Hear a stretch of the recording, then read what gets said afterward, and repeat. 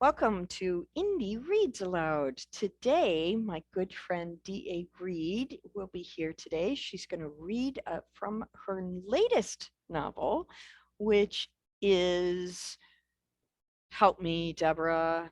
I A lost the title. Disaster Called Rue Taylor. The Disaster Called Rue Taylor. There we go. I lost the title for a second. I'm so excited to have you here. I'm just completely off my game. So let me tell everybody a little bit about Deborah. She writes young adult novels and she writes grown-up novels too. This one happens to be a young adult. She writes page-turning thrillers to stories based on challenges children and adults face every day. Her stories have garnered the attention of readers and fellow authors alike. Since 2016, author Johnathan Rand, you know him from Michigan Chillers, amazing human being, he has invited her to be a writing instructor at his Author Quest writing camp for young writers. Such an honor. Someday we'll have a conversation about that. Yeah. That's so cool. She was also asked to present at several writer and educational conferences, including the North of 45 Retreat for Writers, Delta Kappa Gamma's Women's Educator Conference, and regional district libraries. Deborah also offers writing workshops at various venues. Deborah's international travels, which the word international just blows me away right there, include leading creative writing workshops to children, most notably the, what is it, Sahara? Is that how you pronounce it? Sharjah International Book Fair in the United Arab Emirates. Again, another conversation for another day, but wow, so cool. I bet that was an experience. Yes, it was a lot of fun. Very fun. If that wasn't enough, Deborah's books have received acclaim, notably in Moonbeam's Children's Book Awards in the category of young adult fiction for All the Things We Didn't See, and Dare Accepted in 2021 and 2020, respectively. Best Indie Book Award, she also won in the category of adult drama for all the things young adult drama for All the Things We Didn't See in 2021, and Nothing But Gutters and Pocket Change in 2020. And she won the Independent Press Award Distinguished Favorite 2022 for All the Things We Didn't See. She also writes suspense thriller fiction for adults, including 3 Thrilling Tales, 1 Killer Book, the Caitlin O'Reilly Mystery Series, and Web of Deceit, as well as a collection of humorous essays titled Chicken Butt Hair, Tales of an Over-Caffeinated Human. And I love that book. So you're going to have to come back and read from that one day for us too. Just the title is fun to say. Yes, I was at an event recently where that was what caught most people's attention as they were walking by, is the title and the cover. And the cover is hysterical. Oh my gosh. So you may find Deborah's short story horror fiction published in Share Your Scare, a Lulu anthology, and annual literary and visual arts magazine, the Garfield Lake Review. If that's not enough to keep a life busy, she also has a husband and 2 small children. Well, not so small anymore. Yeah. Bordering on young adult children. Yes, they are. She says with a heavy sigh. Yes. I'm thrilled to have you. I'm always most thrilled when I get to have my friends back on the program. It's just so much fun because I'm in love with your work and I love sharing it with everybody. So I'm really honored that you're on the program today. Well, thank you. I'm really excited to be on your program. It's super fun. We're having a good time. Those of you listening, if you can't tell, we have a good time here. We have a good time. So let's talk about the Disaster Called Rue Taylor. You know what? I've been talking a lot. So I would like to hear you tell me about this story. It's brand new, just released a little bit ago. Yep. Tell me what this story is about. This story is about a teenage girl who's just been labeled a bad girl her entire life. She never really felt understood by her mom especially, and at some point, she just kind of decided, well, if this is how people are going to view me, then might as well act that way. And so she gets herself into a lot of trouble, and she's been kicked out of several schools. She's on her last chance at a school and her last chance to be able to graduate. And during this one actually has a little bit of mystery because her brother has disappeared about a year and a half earlier. So Okay. she's trying to find out what happened to her brother, and her brother had gone to this school, which is her last chance. And so while she's there, she's trying, it's kind of her journey of finding out who she really is and finding out that being yourself is okay. And also to find out what happened to her brother, and is he alive? Is he able to be found? And just that whole journey. That's incredible. This is no surprise for anyone who knows Deborah's work, but Deborah writes in multi-layers all the time, not just for the adult readers in her fan base, but also for the young adult readers, which I find just a fascinatingly wonderful thing, that you're offering such really complex stories for young readers to enjoy. So I really want to commend you on that. I just think you're spectacular at it. Thank you. So I have not read this book yet. I have it on my TBR, and I'm so excited to hear you read some of this. Can you take the mic and read aloud for us? Yes, I can. And I'm just going to start right at chapter 1. Fantastic. This is your last chance, Rue. I rolled my eyes, fingers tapping against my knee. I'd painted my nails royal blue to match my hair, and I could see Mom glance at them, those lines between her eyes deepening before she looked back at the road. Yeah, got that the first 10 times you told me. I ground my teeth into the wad of gum, taking up residence in my mouth, and then blew a bubble, letting it snap loudly to irritate my mother even more. I'm serious, Rue-Ann. Geez, I hated it when she used my middle name. This is the last school. I cannot homeschool you, and there isn't a private school out there that will touch you, not with your record. Ouch. Her reprimands were usually a little more subtle. She was definitely in a bad mood. Got it. I stared out the window, trying to look bored. I was bored, but there was a definite undercurrent of nervousness making my chest feel tight. I hated starting new schools. The stares in the hall as the kids tried to figure out the new girl and what category she fit into, the smirks as I walked into each classroom and tried to find a seat, the overly welcoming teachers who always seemed to think that if they gushed and were super nice, it would take away the awkwardness. It didn't. Why did you dye your hair? It's definitely going to make you stand out, and I know you hate that. It was going to make the principal and teachers think I was a rebel, is what she really meant. We were back to some semblance of subtlety, at least. I like this color. I continued to stare out the window, keeping my voice flat and uninterested. Not many people have platinum blonde hair, Rue. It's beautiful. So's the color blue. I said it pointedly, tired of the conversation. Mom sighed and fell silent, clenching the steering wheel like she was trying to strangle it. At least she had given up on the lectures. For now. I knew it wouldn't last long. Especially since I was wearing all black and she hated when I did that, too. Mom didn't like much of anything I did. Minutes ticked by as the scenery blurred past the window. It was a half-hour ride to my new school. That was the only bright spot in this whole thing. Mom couldn't drive me every day because of work, so she actually got me a car so I could drive myself. Except for today, because she felt the need to make sure I actually showed up for the first day.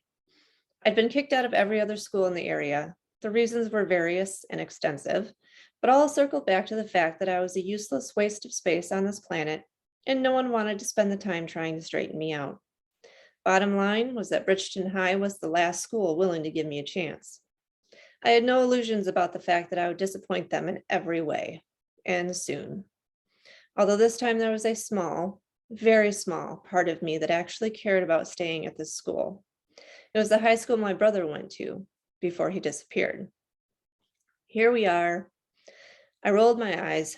Mom had a penchant for stating the obvious. Dad used to tease her about it, saying stuff like, "Wait, you're sure?" And "I don't know, it's not clear to me," just to rile Mom up. But now he's dead, and Mom's habit isn't cute anymore. It's annoying. Bridgeton High sat at the top of a small hill, a multitude of steps leading up to the front doors. I immediately felt tired as I thought about having to walk up those steps every day, but there wasn't another way in that I could see. All parking was at the bottom of the hill. Even teachers had to make the vertical trek. Kids trudged up the stairs, stood leaning against the railings, some even sprawled across the grass despite the cool November temperatures. Late fall in Michigan was a crapshoot. It could be warm or cold or both in the same day. Usually, it was just freaking cold. The building itself was pretty awesome. It wasn't just a square box like most schools. Bridgeton High was actually a remnant from 100 years ago, and they actually cared about style and making buildings look nice, even if they were built for a boring functional purpose.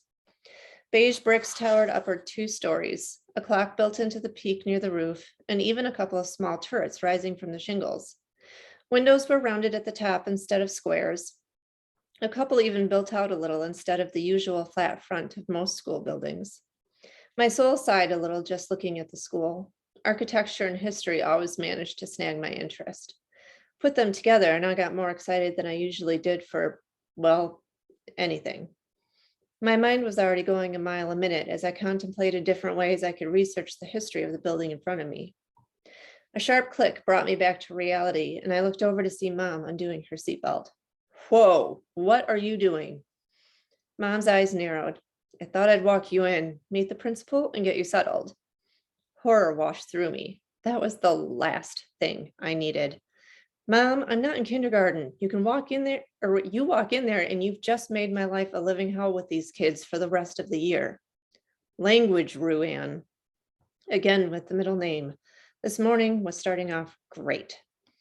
Fine, I solemnly swear that I won't swear for the rest of my life. Mom snorted.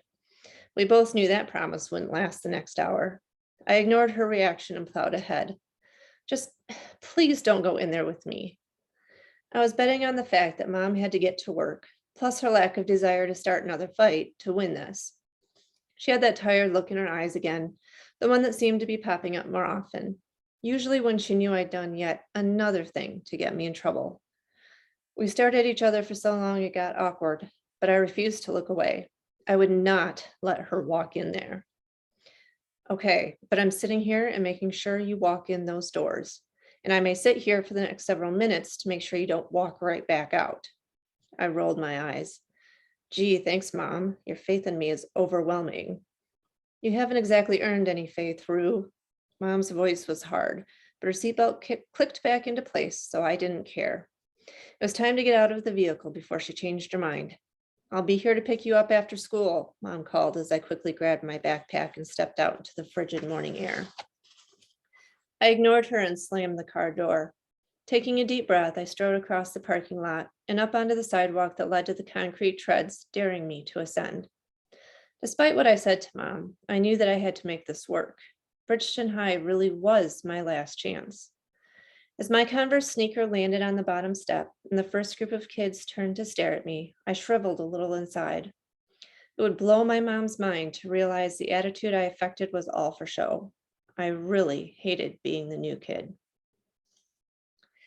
We do not tolerate any form of misconduct at Bridgeton, Ms. Taylor. I urge you to keep that in mind as we move forward. I fought hard not to roll my eyes. It wasn't too hard, really. Principal's stick shoved up her butt was actually a tad intimidating. Ms. Rodriguez was a small, compact woman who I usually wouldn't give a second glance. Her dark hair was pulled back so severely it stretched the corners of her eyes. Bound by a single hair tie at the nape of her neck, that slicked back hair became a poof ball of curls behind her head once it didn't have the restraint of the tie holding it. Her clothing was bland, to say the least. A gray pantsuit and white shirt hung on her slight frame and did nothing for her. The only redeeming feature was her flawless brown skin that I immediately coveted. Ms. Rodriguez sat ramrod straight in her chair, posture impeccable. I felt like a slug as I slouched in the seat in front of her desk and found myself inching upward as the conversation continued. The Marine insignia and plaques on the wall glared down at me, and I averted my gaze, many things about Ms. Rodriguez suddenly much clearer and much more daunting. I'm sure you're an intelligent young woman. I couldn't help the snort that escaped, then pressed my lips together as the principal's sharp gaze became even more penetrating.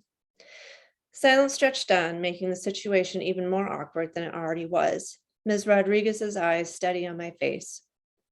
I expected her to launch into some long diatribe about my potential, like all the other teachers and principals had done. So I physically jerked in surprise when she abruptly shoved her chair back and stood to her feet. "Let's get you to class, Miss Taylor."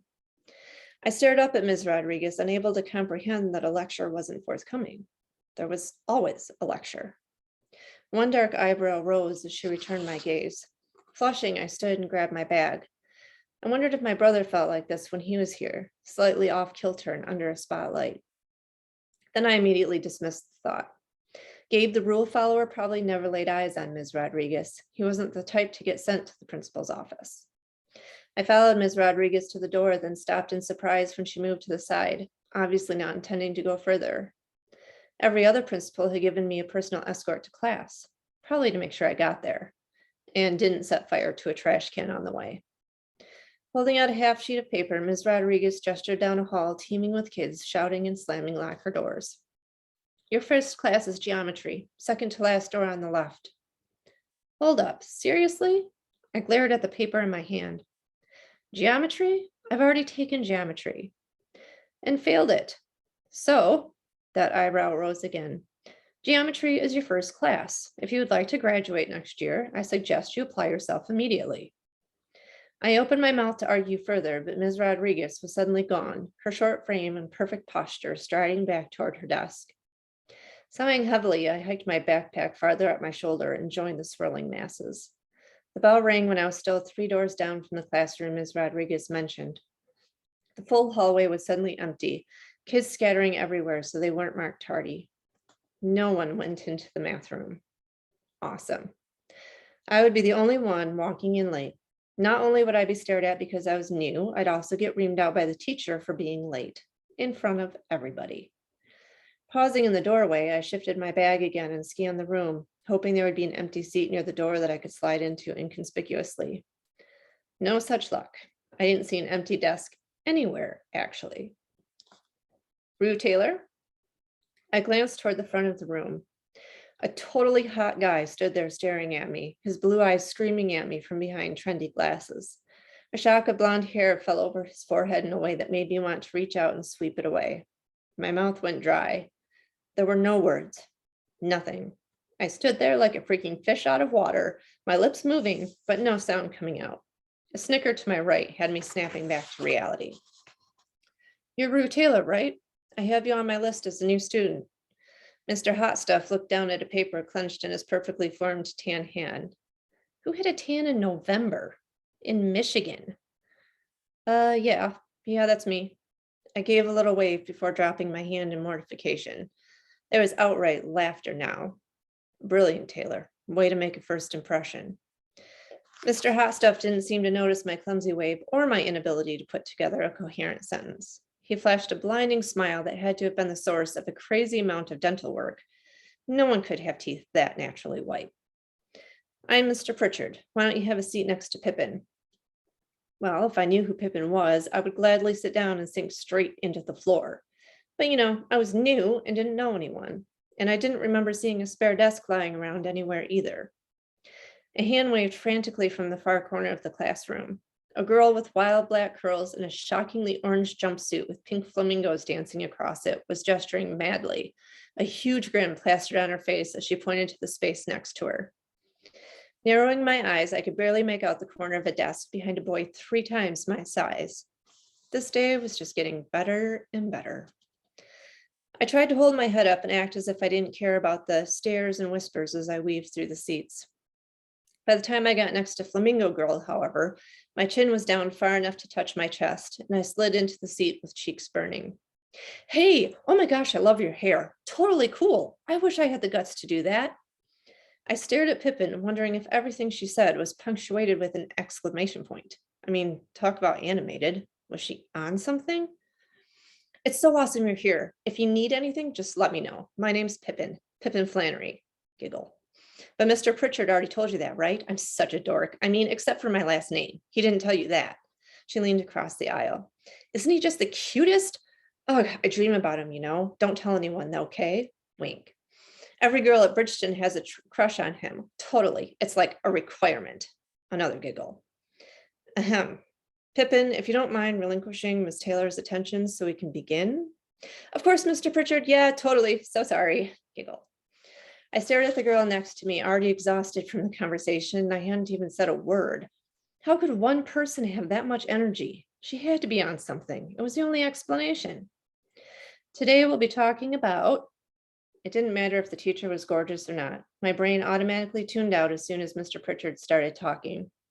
I dug a notebook out of my bag and began doodling, trying to capture the school building as I saw it when Mom pulled into the parking lot. It really was an awesome piece of architecture. I had to remember to look it up later. While an excellent rendition of our alma mater, Ms. Taylor, I suggest turning to a fresh page and beginning the work. Flushing hot, I looked up to see Mr. Pritchard leaning over me. He was smiling, but his eyes were serious. Clearing my throat, I hurriedly flipped to a new page. Oh yeah, sure. Mr. Pritchard rapped one knuckle on my desk in confirmation and moved past my desk. A snort had me glancing toward Pippin, who pantomimed her heart beating out of her chest as she affected a lovesick look on her face. Then she grinned and winked again. That eye was really getting a workout today. Sighing, I squinted at the whiteboard at the front of the room. It all looked like Egyptian hieroglyphics to me. Sweat began collecting under my shirt as I tried to figure out what in the world I was supposed to be doing with the figures scratched across the board. The words from my mother and the principal banged against the walls of my mind. Last chance, if you want to graduate. Geez, it was hot in here. I pulled at the collar of my black t-shirt. Suddenly, a piece of paper slid across my desk, bumping against my notebook. Perfect round letters and numbers stared up at me. It took me a second to realize they were notes on the assignment. I glanced over at Pippin. She grinned and winked at me before ducking her head and allowing her black curls to cover her face. For the first time, I was extremely thankful for that wink. Sliding the paper closer, I began to think I might actually pass geometry, or at least the first assignment. By the time lunch rolled around, I was so ready to go home, but still had half the day left. I remembered my brother saying how much he loved school here. He specifically asked my mom to enroll him at Bridgeton when he started high school. I couldn't figure out why he wanted to attend a school so far from where we lived, no matter what programs they had. I still didn't see the attraction. These kids were worse than most I'd encountered in my school hopping. You could physically feel the entitlement coming off them in waves. Bridgeton was in the most affluent town within an hour radius. But seriously, these kids were the very definition of stuck-up rich jerks. As if that wasn't exhausting enough, I'd heard enough comments, both whispered and outright declared, about the new goth girl, and seriously, can you believe she did that to her hair? Not to mention, doesn't she know bangs are so out right now to last me a lifetime? Most kids would go straight home and change their wardrobe and dye their hair a natural color. I planned to order those new black pants I'd been eyeing online. Might as well order some touch-up color for my roots while I was at it. To show my defiance, I chose a table right smack in the middle of the cafeteria, tossing my bag down as if I didn't have a care in the world. In truth, my skin was crawling under the stares and whispers I could already hear starting. I sat down and forced a spoonful of the worst macaroni and cheese I'd ever tasted down my throat. My entire body jumped as several trays suddenly smacked down on the table.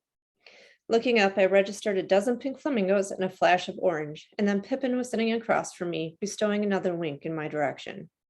The table shook as two other bodies plopped down as well, one on either side of the tornado of energy. Good, you made it to lunch. Good for you. Seriously, it's a feat. I know. Bridgeton kids can be a trip, right? This is Amir. Pippin's curls gave a shake to her right as she dipped her head toward the rail-thin boy next to her. He's from Dubai. Can you believe it? Moving from Dubai to Michigan? So crazy. Amir flashed a smile just as blinding white as Mr. Pritchard's, but didn't bother speaking. Probably because he was wise enough to know Pippin was about to plow over anything he might say. And this is Flynn, head dipped to the left. He's a grump, so don't let him get to you. The guy glared at Pippin from under a mane of shaggy blonde hair, but she just giggled. Again. He's really a teddy bear at heart, but don't tell him I told you, Pippin stage whispered. So you're a junior, right? So are we. I'm stuck in geometry because I put off getting my last math credit. Because I hate math. And then Mrs. Dunhurst, she's a school counselor, told me I had to take a math class this year because I have too many other requirements I have to fit in before I graduate. Just my luck, Mr. Pritchard started this year. So many girls are mad they already took the class or tested out of it. My head was spinning as I tried to keep up. Amir smiled sympathetically while popping open a salad. Flynn stared gloomily down at his soupy mashed potatoes as he shoveled them into his mouth. So what brings you here to Bridgeton, Rue? Pip, you could let the girl eat, Amir chided gently. He had a liquid voice, smooth as honey and heavily accented. I loved it instantly. I'm trying to make Rue feel welcome, Amir. Pippin's nose crinkled as she stared at the lettuce flowing over the edges of Amir's plastic container. Just eat your rabbit food. Amir instantly looked insulted, though Rue suspected it was all an act and part of a regular routine between the two of them. At least I won't keel over dead with clogged arteries by the age of 30. Pippin snorted. At least I'll die having experienced the good in life instead of depriving myself of all things with taste. Lettuce doesn't even have a taste. Pippin purposely lifted a French fry off her tray, dragged it through her ketchup, and brought it to her mouth, all while looking Amir in the eye, which was probably why she missed her mouth and rammed it into her cheek, leaving a bright red streak across her pale skin. I couldn't help but smile as Amir rolled his eyes and shoved a napkin at Pippin, while Pippin stuck the fry in her mouth and chewed vigorously, trying to pretend the mishap never happened, even though she was scrubbing at her cheek with a proffered napkin. Looking down at my own tray, I picked at the congealed mac and cheese with my plastic fork and prayed Pippin would forget her question. Though I didn't hold out much hope for that, I'd only known the girl for a few hours, and I already knew she wasn't likely to be deterred by anything if she wanted it. I glanced over at Flynn, hoping he might pipe up with something to distract her, but he had finished inhaling his food and was now scrolling through his phone. So, Rue, what brings you to Bridgeton? Pippin's gaze was expectant as she stared at me across the table, Amir's salad forgotten and her interrogation back on track. I shrugged. Didn't really have much of a choice. Ooh, I smell a story. Pippin actually rubbed her hands together with glee. Pip, she is not required to tell us anything. Right, Flynn? Help me out here. Amir leaned around Pippin to look at Flynn. He received a grunt for his efforts. I put my fork down. Might as well get this over with. It's the last school that would take me. Pippin's forehead crinkled in confusion. What do you mean? I've been kicked out of every other high school in the area. Private school isn't an option, and my mom doesn't trust me to actually do the work if I switch to online, so I spread my hands to indicate the ruckus crowd in the cafeteria. Here I am. To his credit, Amir kept shoving lettuce in his mouth without pause, and Flynn, well, I had rapidly learned not to expect too much from Flynn, ever. Pippin's eyes widened. What did you do? Like attack someone? Blow up a science lab? If possible, her eyes opened even further. Kill someone? How awesome would that be? Pippin! Amir's fork clattered onto his tray as he stared at the girl next to him in exasperation. Pippin waved him off with a flick of a slim hand. I don't mean it's awesome that she might have killed someone, obviously. I mean that we have a legit rebel at our table. Okay, wow, this had so not gone the way I expected. I'd like to clarify that I have not killed anyone. Of course you haven't, Amir said, smiling reassuringly at me before shooting a glare in Pippin's direction. The girl actually managed to look disappointed, though it didn't last long. I was pretty sure nothing ever kept Pippin down for long. Fine, don't tell me, but I can help, you know. I'm stronger than I look. Pippin lifted an arm and flexed. Or I think she flexed. Nothing actually changed in her arm. Okay. I had no idea what she was talking about. Don't ask, Amir hissed. My gaze darted over to him, but he kept his gaze down as if he hadn't just hissed a warning across the table. Not that Pippin was paying attention. She was still engrossed with flexing, or trying to flex. Seriously, I had to ask. Help with what? Amir sighed, his head dropping farther down over his food. With rebel acts, of course. Pippin was practically bouncing in her seat. This will be so fun. I'm supposed to be staying out of trouble, I said, suddenly understanding why Amir warned me to stay quiet. That's why we won't get caught. Awesome. I had no idea what to say to that. Luckily, the bell rang, saving me from having to come up with a response. After tossing our garbage, Amir fell into step beside me as we followed a bouncing Pippin and a shuffling Flynn out into the hall. I couldn't not ask. Is she on something? I whispered. Amir didn't seem surprised by the question, which made me wonder how many times he'd been asked. Yeah, It's called life, he laughed. It's exhausting, but don't worry, you'll get used to it. As I watched Pippin's black curls bound down the hallway, I seriously doubted I'd ever get used to that much energy. And don't worry, Amir glanced at me knowingly. I'll straighten her out about the rebel axe thing. I raised one eyebrow. Is that even possible? Amir grinned. No, glad to see her catching on. Then he was gone, and I was left to find my next class on my own. That's spectacular. I am so looking forward to reading this book. What was your favorite part about writing this story? Honestly, Pippin. She sounds like a blast. Yeah, just writing her, she just kind of came alive all on her own. I really didn't know what she was going to be like. And then she just came out with, all this energy, just crazy, insane, wanting to break all the rules, wanting to do this, being excited about it. And I'm just like, she's just fun. And she also turned out to be a very good friend. And so I just loved her. I just love talking to you about writing because you serve that thing in me that says characters are real people. So, they really are. I am so glad you came to read for us today. I hope you had a good time.